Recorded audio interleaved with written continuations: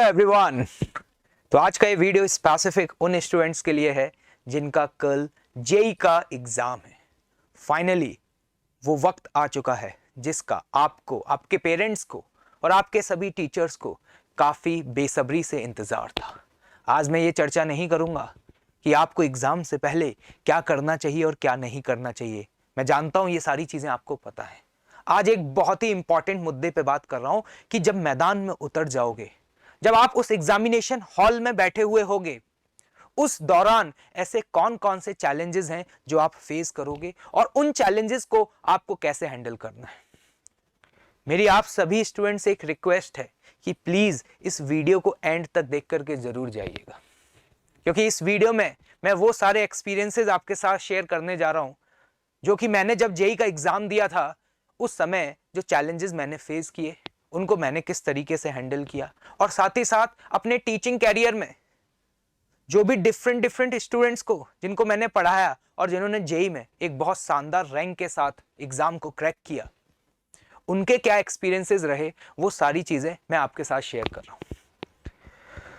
आपको पता है कि एग्जाम सिर्फ और सिर्फ आपकी नॉलेज को ही चेक नहीं करने वाला, ये जो एग्जाम है ये आपके एग्जाम टेम्परामेंट को भी चेक करने वाला है। तो सबसे पहले मेरी आप सभी से रिक्वेस्ट है कि प्लीज अपने आप को काम डाउन रखें। बहुत ज्यादा एक्साइटेड, बहुत ज्यादा नर्वस होने की बिल्कुल भी जरूरत नहीं है। और अगर आप चाहते हैं बिल्कुल काम डाउन रखना, तो बेटा ये तभी संभव हो सकता है जब आप अपने आप से किसी भी तरह के कोई भी एक्सपेक्टेशंस नहीं रखें।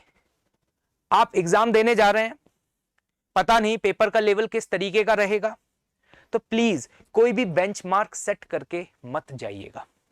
इसके आगे मैं बताता हूं कि इनसाइड द एग्जामिनेशन हॉल आपको क्या क्या चैलेंजेस फेस होने वाले हैं और आपको उनको कैसे हैंडल करना है। पहली बात, जब आपके सामने पेपर आएगा तो आपको ये पता है पेपर का पैटर्न कोई फिक्स नहीं है। हो सकता है कि आप जो सोच करके जा रहे हो पेपर उसके जस्ट अपोजिट आ जाए। कई बार हम सोचते हैं कि single correct, multiple correct questions होंगे, लेकिन पता चला कि शुरुआत में पहली क्वेश्चंस जो हैं वो इंटीजर टाइप हैं, कॉम्प्रिहेंशन बेस्ड है।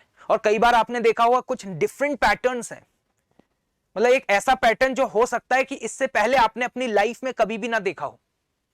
और जेई एडवांस में इस तरीके के एक्सपेरिमेंट रेगुलर बेसिस पे होते रहते हैं, ये बात आपको पता है। तो मैं आपसे यही कहूंगा कि पहले से प्री एज्यूम करके कुछ भी मत जाइएगा।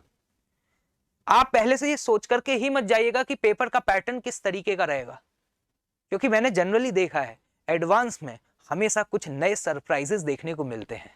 तो you should be super excited कि इस बार वो सरप्राइज क्या होने वाला है। क्योंकि मुझे याद है जेई एडवांस 2010 जब मैंने पेपर दिया और मेरा जो फर्स्ट पेपर था उसका जो पैटर्न था दैट वाज एंटायरली डिफरेंट।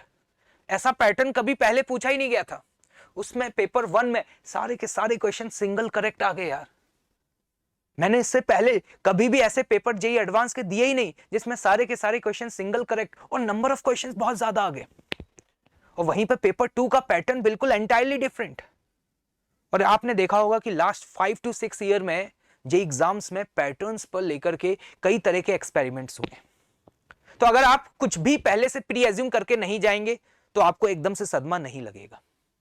जब आपके सामने पेपर जैसे ही ओपन हो, मेरी सभी स्टूडेंट से रिक्वेस्ट है प्लीज इंस्ट्रक्शंस को बहुत केयरफुली पढ़ लीजिएगा। आपको यह देखना जरूरी होगा कि कहां नेगेटिव मार्किंग है, कहां नेगेटिव मार्किंग नहीं है, क्वेश्चन को सही करने पे कितने मार्क्स मिलेंगे, क्वेश्चन के गलत होने पर क्या होगा, क्या यहां पार्शियल मार्किंग है या नहीं, कितने नंबर ऑफ क्वेश्चन किस सेक्शन में है। मैं आपसे कहूंगा just take a pause for 3 to 4 minutes and read all the instructions very carefully. क्योंकि कई बार स्टूडेंट इतनी जल्दबाजी में होते हैं कि वो इंस्ट्रक्शंस को पढ़ते ही नहीं है और सीधे क्वेश्चंस पे अटैक करते हैं। नहीं, कोई जल्दबाजी करने की जरूरत नहीं है। क्योंकि अगर आपने इंस्ट्रक्शंस बहुत प्रॉपरली पढ़ लिए हैं, आप खुद सोचिए आप जिस खेल में उतर रहे हैं उस खेल के अगर आपने सारे रूल बहुत बेहतर तरीके से पढ़े हुए हैं तो डेफिनेटली आप उस खेल को बहुत अच्छे से खेल पाएंगे। और आपको पता है ये रूल कोई प्री डिफाइन नहीं है, पेपर का पैटर्न कोई प्री डिफाइन नहीं है, वो ऑन द स्पॉट आपको ही पता चलेगा कि क्या है। तो जैसे ही पेपर आपका ओपन हो, just take a long breath and read all the instructions very carefully. Clear है? नेक्स्ट पॉइंट आता हूं, attempt the paper in the same way. अब तक लास्ट आपने जो भी मॉक टेस्ट दिए हैं, आप जिस भी इंस्टीट्यूट में थे आपने वहां पे जो भी टेस्ट दिए हैं, डेफिनेटली आपने वहां पर कोई एक स्टैंडर्ड पैटर्न फॉलो किया होगा कि आप पहले फिजिक्स करेंगे या फिर आप पहले मैथ्स करेंगे, वॉट एवर, जिस भी पैटर्न को आज तक आप फॉलो करते हुए आए हैं, याद रखिएगा वही पैटर्न आपको फॉलो करना है। लास्ट मोमेंट पर आपको उसमें 1% भी चेंज नहीं करना, किसी भी तरीके का कोई भी एक्सपेरिमेंट नहीं करना। इवन मैं तो यह कहूंगा कि आपके मेंटर, आपका बहुत क्लोज फ्रेंड, आपके पेरेंट्स भी अगर आपसे कहें कि इस बार इस तरीके का चेंज करके देखो, please don't try.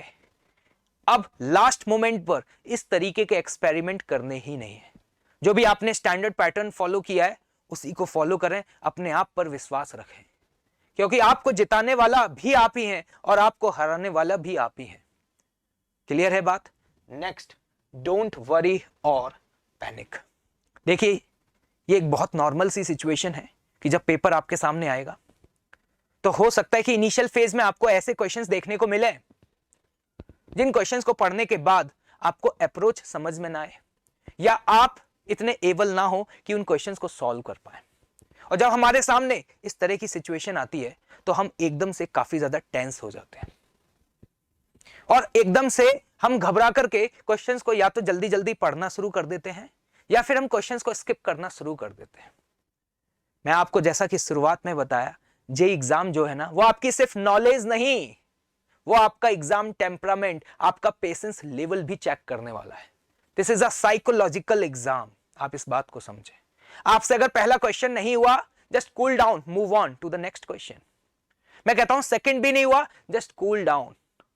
Her question को अटेम्प्ट करते समय आपका लेवल ऑफ कॉन्फिडेंस सेम होना चाहिए। कई बार ऐसा होता है कि पहले 2 या 3 सवाल हमसे नहीं बने, हम थोड़ा सा नर्वस हो जाते हैं, हमारा कॉन्फिडेंस लेवल सडन एकदम से डाउन चला जाता है और फिर हम जब 4th या 5th क्वेश्चन अटेम्प्ट करते हैं तो हम पहले से ही ये बाय डिफॉल्ट सोच करके चलते हैं कि शायद ये भी मुझसे नहीं होगा। देखिए आपको पता है कि एडवांस के एग्जाम में कुछ क्वेश्चंस इजी भी होंगे, कुछ मॉडरेट भी होंगे और कुछ टफ क्वेश्चंस भी होंगे। मतलब हर तरीके का फ्लेवर डेफिनेटली आपको देखने को मिलेगा। और जब हम क्वेश्चन को पढ़ रहे होते हैं तो उस मोमेंट पे ये डिसाइड कर पाना कि कौन सा क्वेश्चन इजी है और कौन सा क्वेश्चन टफ है, ये क्वाइट डिफिकल्ट होता है। कई बार ऐसा होता है कि जब हम क्वेश्चन पढ़ते हैं तो उस मोमेंट पे हमें लगता है यार ये क्वेश्चन बहुत आसान है और हम उस क्वेश्चन में इंडल्ज हो जाते हैं और अपना टाइम उसी में वेस्ट करना शुरू कर देते हैं, क्योंकि हमें अंदर से ऐसे इंट्यूशंस आते हैं कि ये यार क्वेश्चन सिर्फ मुझसे नहीं हो रहा और सबसे हो गया होगा। और कई बार आपने फील किया होगा कि जब आप उस एग्जामिनेशन हॉल से बाहर निकलते हैं तो पता चलता है कि वो क्वेश्चन तो उस पेपर का one of the most toughest question था। तो सबसे ज्यादा इंपॉर्टेंट बात यह है कि हर क्वेश्चन को सेम लेवल के कॉन्फिडेंस से अटेम्प्ट करें। और आप ये सोचें कि 4 नहीं हुए तो क्या हुआ, 5वां करूंगा, 5वां नहीं हुआ तो क्या हुआ, 6वां करूंगा। यार मुझे आज जितना आता है मैं उतना अटेम्प्ट करके जाऊंगा। मुझे अगर 20 में से 4 सवाल भी आते हैं ना, जस्ट कूल डाउन, उन 4 सवालों को सही करके आओ। मैं बता रहा हूं आपका सिलेक्शन होगा। कई बार आपने देखा है कि जब पेपर बहुत डिफिकल्ट होते हैं तो कट ऑफ कितना कम जाता है। मुद्दा यह है कि हमें अपने आप को कूल डाउन रखना होगा, हमें बिल्कुल भी घबराना नहीं है। हमने अपनी जो भी स्ट्रेटेजी बनाई है, हमने टाइम का डिवीजन जो भी किया है सब्जेक्ट वाइज, हमने जो भी पैटर्न फॉलो किया है उसको स्ट्रिक्टली फॉलो करना है। ये सबसे ज्यादा इंपॉर्टेंट है यार। तो मेरी सभी से रिक्वेस्ट है, प्लीज रिलैक्स रहिएगा, ज्यादा हाइपर होने की जरूरत नहीं है। और जब भी आपके सामने एकदम से ऐसी सिचुएशन आए, just close your eyes and take a deep breath और एक बार MS धोनी को याद कर लीजिएगा। मैं जानता हूं कि MS धोनी को आप सभी लोग जानते होंगे। उसने आपसे भी ज्यादा एक्सट्रीम प्रेशर वाली सिचुएशंस देखी हैं और वो उनको कैसे कूल डाउन होकर के हैंडल करता है ना, वही एटीट्यूड तुम्हें चाहिए। अगर वो एटीट्यूड तुम्हारे अंदर रहा तो ट्रस्ट में तुम इस एग्जाम को फोड़ करके आओगे।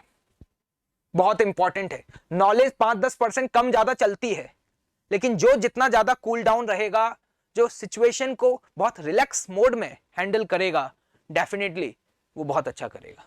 क्लियर है बात? Next, don't discuss the paper. आपको पता है पेपर 1 के बाद पेपर 2 के बीच में एक इंटरवल मिलेगा।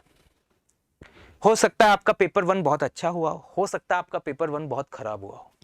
लेकिन मेरी आप सभी से रिक्वेस्ट है कि बाहर निकलने के बाद प्लीज इस पेपर को किसी के साथ डिस्कस मत करिएगा। इवन अपने पेरेंट्स के साथ भी ये डिस्कस मत करिएगा कि पेपर किस तरीके का हुआ है। पेपर 1 कैसा भी हुआ हो, तुम्हारा पूरा फोकस पेपर 2 पर होना चाहिए। जो 2 घंटे का ब्रेक मिले, उस 2 घंटे में कोशिश करिएगा ऐसी कहीं जगह पर रहें जहां पर ज्यादा सन रेज वगैरह ना आ रही हो, मतलब डायरेक्ट धूप आपके ऊपर ना आए। मेरा कहने का मतलब यह है बहुत ज्यादा हैवी लंच करने की जरूरत नहीं है, क्योंकि अगर आपने हैवी लंच किया तो क्या होगा, आपको एकदम से स्लीपी मोड आने लग जाएगा, आपको नींद आने लग जाएगी। और पेपर 1 निकलने के बाद पेपर 1 को भूल जाइएगा कि मेरा कैसा हुआ। पूरी एनर्जी पेपर 2 पे लगानी है। मैं आपको बता दूं, मैं अपनी कहानी बता रहा हूं और ये सच है। मैं जब पेपर 1 देकर के निकला, मेरा पेपर 1 बहुत खराब हुआ।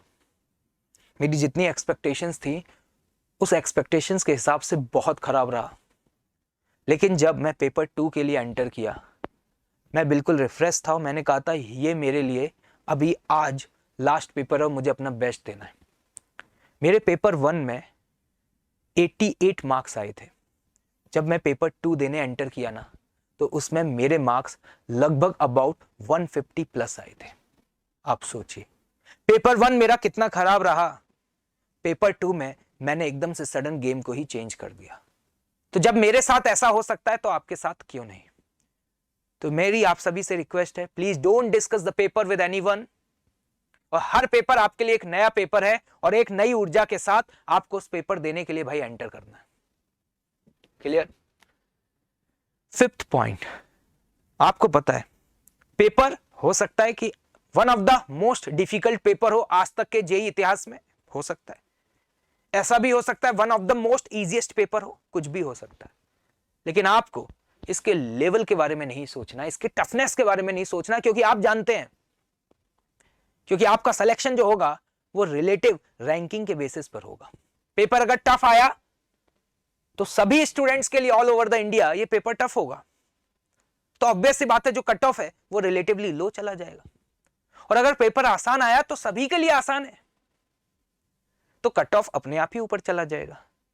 तो what will be the level of paper, मुझे लगता है कि आप में इस डायरेक्शन में अपनी एनर्जी को बिल्कुल ही वेस्ट नहीं करना।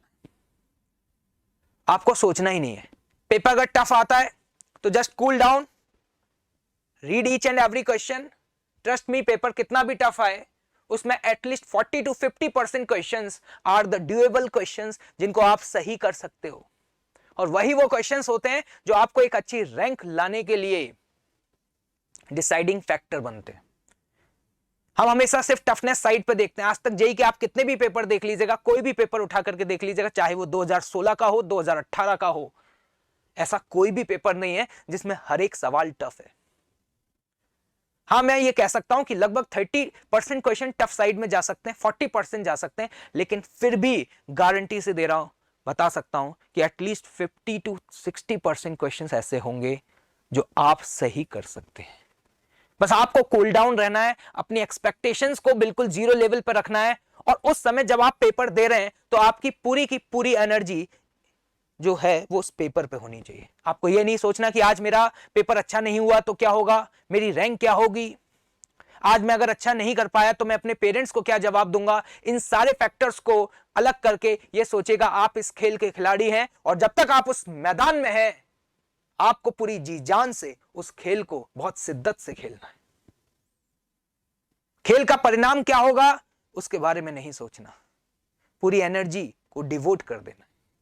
जब सवाल पढ़ रहे हो तो आपको सिर्फ यही सोचना है कि मैं इस क्वेश्चन को बहुत प्रॉपर तरीके से पढ़ पाऊं, इस क्वेश्चन में जो डेटा दिया हुआ है उसको अंडरलाइन कर पाऊं। मुझे उम्मीद है कि आपको मेरी बातें समझ आ गई होंगी। और एक और बात बता दूं, जो भी आप रफ वर्क करें बहुत सिस्टमैटिक तरीके से अपना रफ वर्क करिएगा।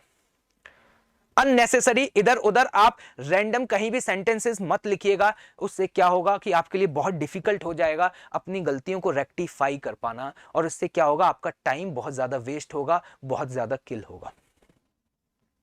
आई होप आपको समझ में आ गया हो। जो पेपर में क्वेश्चंस आपको रिलेटिवली टफ लगे उन पे अननेसेसरी ज्यादा टाइम वेस्ट मत करिएगा। कोई भी क्वेश्चन जब आप पढ़ें सडन एकदम से पेन चलाना शुरू मत करिएगा। Just take a pause, read the question as well as options. Options को बहुत केयरफुली पढ़िएगा। कई सारे क्वेश्चंस ऐसे भी होते हैं जिनको बिना सॉल्व किए हम आंसर्स तक पहुंच सकते हैं by a reverse process method of rejection. जब हम ऑप्शंस को पढ़ते हैं तो हमें समझ में आने लगता है कि यार ये ऑप्शन और ये ऑप्शंस तो नहीं हो सकते। जैसे मुझे याद है कि फिजिक्स में कई सारे ऐसे भी सवाल होते हैं जो कि डायमेंशनली करेक्ट नहीं होते ऑप्शंस, तो हम उस बेसिस पे उनको रिजेक्ट कर देते हैं। तो मैं आपसे यही रिक्वेस्ट करूंगा कि जब भी क्वेश्चन को पढ़ें तो एक बार ऑप्शंस को जरूर देखें। अगर कहीं भी इनकरेक्ट या करेक्ट लिखा हुआ है उसको स्पेसिफाई करें। क्वेश्चन में जो पूछा गया उसको एक बार रफ कॉपी में जरूर लिखें। इन बातों का थोड़ा सा ध्यान रखिएगा। That will help you to reduce your silly mistakes during the exam. I hope so कि मेरी बातें आपको समझ में आ गई होंगी। My best wishes with all of you. आप लोगों ने बहुत मेहनत करी है, और अगर आपने मेहनत करी है तो आपकी मेहनत रंग लेकर के आएगी। इसी विश्वास के साथ आपको एग्जाम देने जाना है। अगर आपको अभी भी किसी भी तरह की टेंशन हो रही हो तो आप मुझे टेलीग्राम कर सकते हैं। मेरे को आप अपनी जो भी प्रॉब्लम है बता सकते हैं, लेकिन बिल्कुल रिलैक्स रह करके जाइएगा। एट द एंड मैं आपसे एक सेंटेंस कहना चाहूंगा जो इस समय लिखा हुआ है, be completely relaxed. I am pretty sure you have given many exams during your preparation. ये बात आप सभी जानते हैं कि आपने अपने इस जेई प्रिपरेशन के दौरान ऐसे कई सारे एग्जाम्स दिए हैं, और आपको यही सोच के जाना है ये वैसा ही एक नया एग्जाम है। कुछ नया नहीं है, जैसे एग्जाम्स दिए हैं वैसा ही एग्जाम है। And be careful, tomorrow is just another day. हर अगला दिन एक नया दिन है। So just be calm and confident. आप सभी फोड़ करके आएंगे, ये मेरा विश्वास कहता है। तो wish you all the best of luck. My best wishes with all of you. किसी भी तरह की कोई भी प्रॉब्लम, किसी भी तरह की नर्वसनेस, एंजाइटी अगर फील होती है, feel free to contact with me. मुझे आप व्हाट्सएप करिए, टेलीग्राम करिए, definitely I will reply. Okay, thank you so much. Let's crack it.